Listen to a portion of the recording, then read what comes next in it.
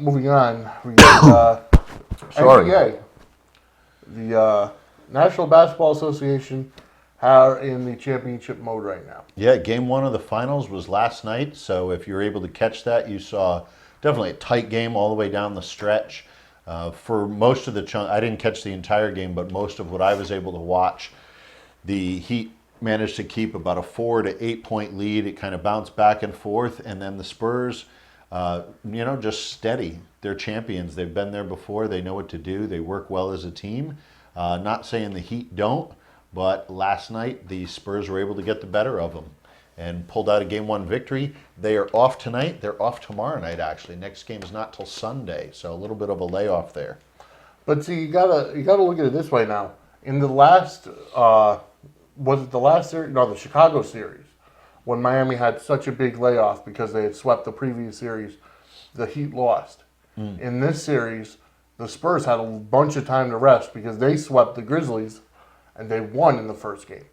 So how do you think that's going to affect the outcome going forward? Well, I could say more, I hope, I think, because I don't know that I'm tuned in well enough to really, look at the stats and make predictions based off of that. But,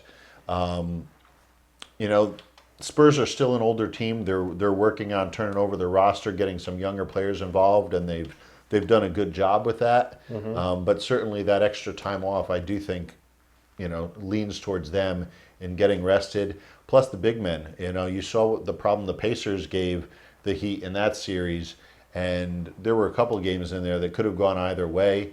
Roy Hibbert definitely gave them a challenge night in and night out.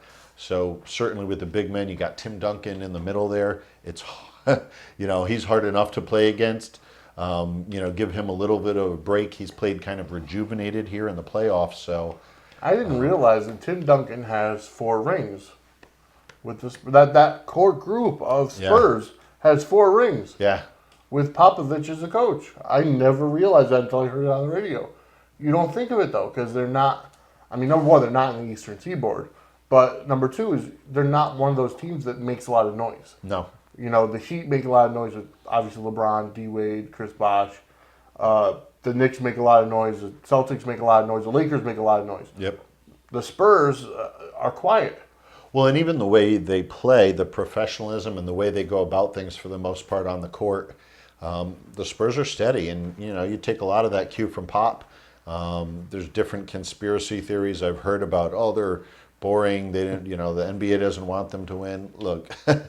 Either way, they win. Yeah, exactly. They still do it, even despite that. They've got the heart of a champion, obviously. They've been there before. Obviously, the Heat's been there before as well. But you look at the pedigree that it comes down to. Who's going to pull it out?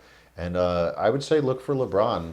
I'm not going on a limb here, but look for LeBron to take a little bit more control. Maybe not do as much to get the other players involved, but maybe put a little more load on his own shoulders for Game 2 on Sunday. And I think that's one of the biggest differences between LeBron and Michael Jordan, is that Michael Jordan took a lot of stuff on himself. He made the last play of the game. He made the last shot. LeBron has always been criticized because he always passed the ball. He didn't want the big play. Now, to me, why would you criticize someone that wants to get his teammates involved? Yeah. But at the same time, how could you say you're a great player if you're not going to take a shot? So it's a double-edged sword for him.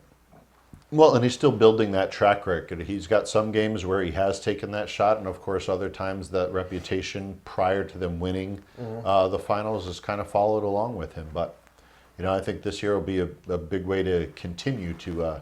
I think the monkey's off his back already, but you're still going to hear that talk. Oh, yeah, absolutely. And if they win this one, you're going to silence a lot more critics. So absolutely. No one can take anything away from his skill set. He's an incredible player. He's got some great players around him, but Spurs do too. Yeah.